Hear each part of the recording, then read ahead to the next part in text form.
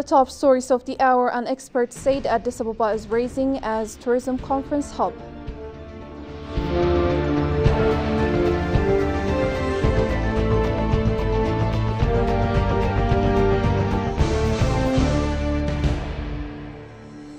And UN Security Council meeting highlights South Sudan's economic hurdles.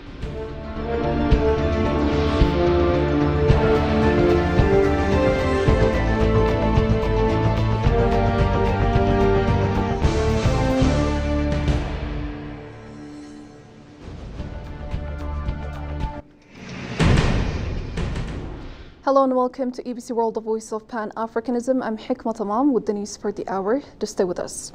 Tigrayans residing in the Ethiopian capital, Addis Ababa, held a peaceful rally expressing their strong support for peace and development efforts in the Tigray, saying our choice is peace. Demonstrators emphasized the need for a peaceful and stable environment to foster progress in the region. Their message prominently displayed the clear stance that they only advocate for peace and progress, highlighting the futility of disrupting peace and development initiatives in the Tigray region. Participants stressed and its residents. Furthermore, the rally's attendees called upon the region's politicians and elites to resolve their differences through dialogue and to refrain from posing any threat to peace.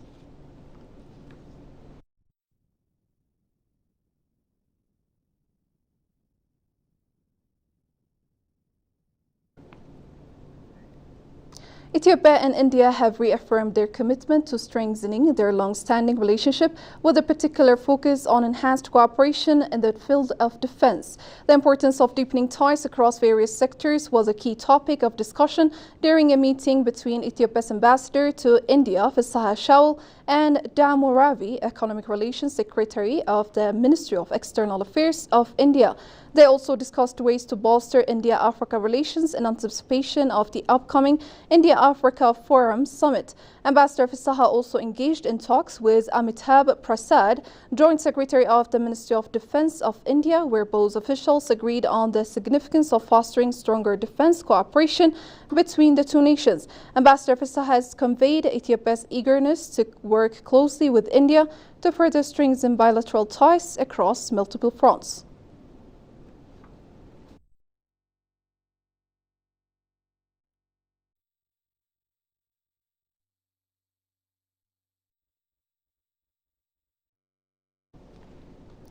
Sudan People's Liberation Movement Secretary General Peter Lamboth urged greater unity and collaboration among African nations to address the continent's most pressing issues, including poverty, migration, and external influence. The Secretary General emphasized the importance of peer learning and adopting successful strategies across the continent, while also calling on African leaders to prioritize economic transformation, democratization, and the development of a common market to stimulate job creation and economic growth. Shagai Mata presents more from Ethiopian News Agency.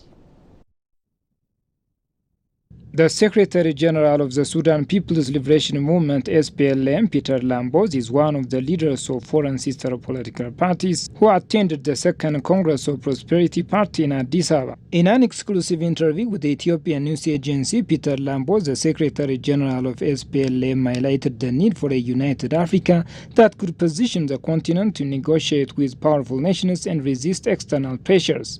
He also warned of upcoming foreign policies from powerful states that could significantly impact the continent and stressed the importance of a unified African response. The African countries need to work together as a united group because one country cannot influence powerful states that comes to them. So when we work together through the African Union, which is transformed to address real issues of Africa, we think that the African Union need to be strengthened, need to be given more powers by the states so that it is a voice that can now go and advocate for the continent. There are some international actors, some powerful states that are going to come up in the next couple of months with very serious foreign policies. And if Africa doesn't work together, it will affect us greatly. But if the continent has a unified position, in terms of how we respond to some of these international pressures, then we will be able to get out victorious from all of this. The Secretary General further urged African leaders to focus on economic transformation, democratization, and the development of a common market to stimulate job creation and economic growth, emphasizing the importance of peer learning among African leaders. The fact that we need to have peer learning among ourselves. Not only do we come to support the ruling party, but we are coming also to learn what is it that is working in this particular context. Can it be applied in certain contexts where these parties come from? So we think that the leaders of Africa, it is now time, since the 1960s when most of these countries got independence, we have not been able to get out of the vicious cycle of poverty. And so we think that with these brilliant ideas of transformation, of synergy, which Prime Minister called Mudamar, we think that these ideas can now be applied across the continent so that Africa can move together into the next century. And our people, the people of Africa, would appreciate being in this continent so that economic transformation can be here, political democratization can also be in the continent.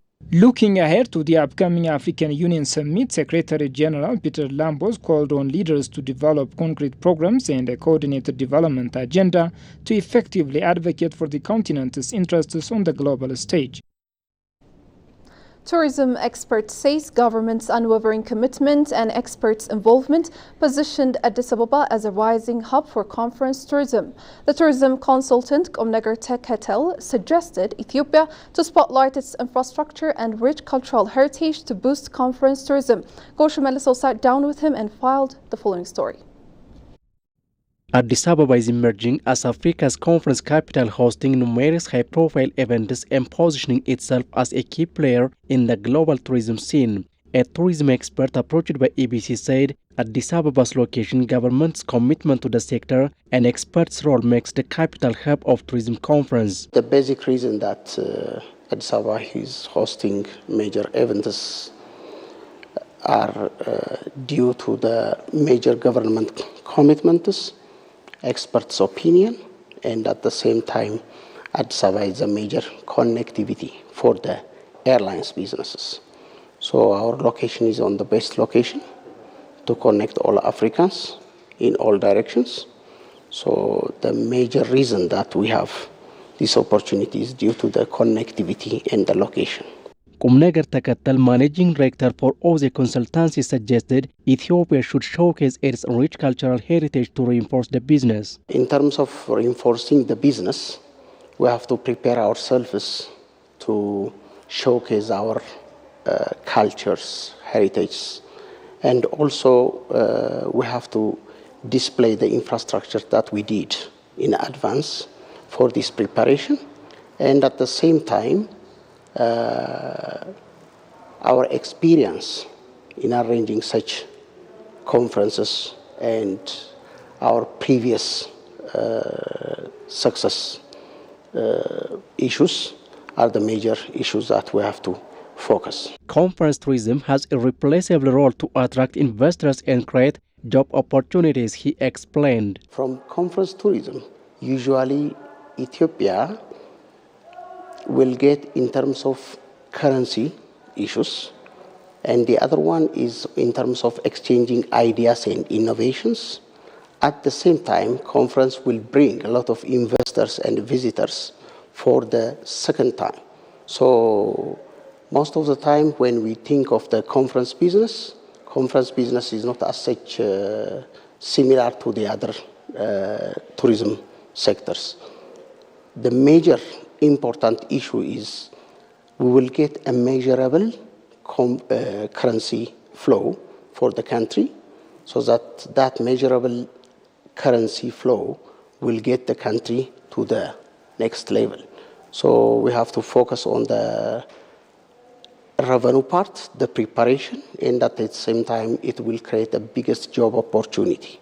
The job opportunity that we create on the conference tourism is different than the other tourism industries, because conference tourism will move and shake different sectors, in terms of food and beverage, in terms of transportation, and other related businesses.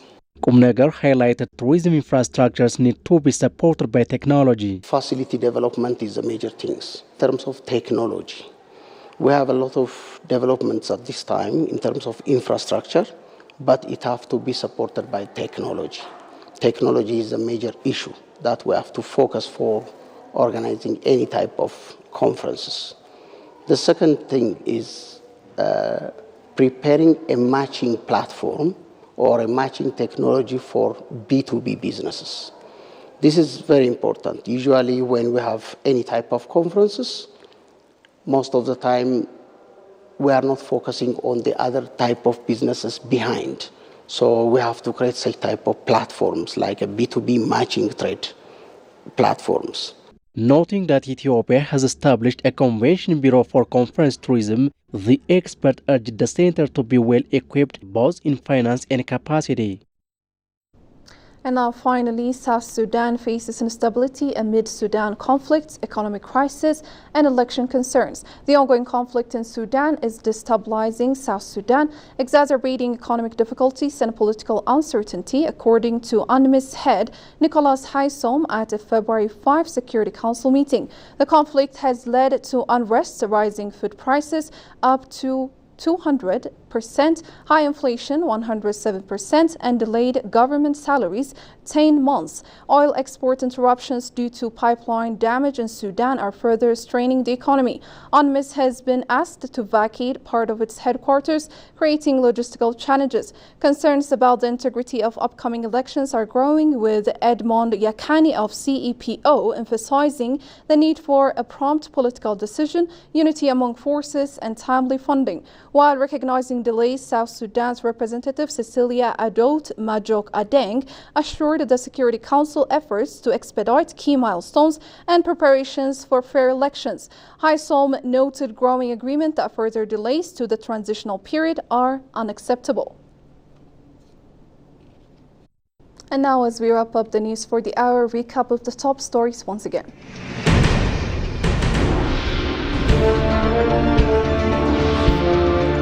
An expert said Addis Ababa is rising as a tourism conference hub.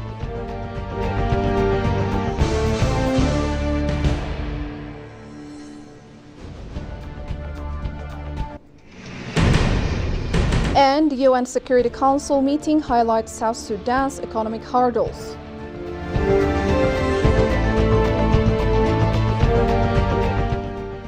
Well, that's it for now. You have been watching EBC World, the voice of Pan-Africanism, the news for the hour. I was Hikmat Tamam, and goodbye.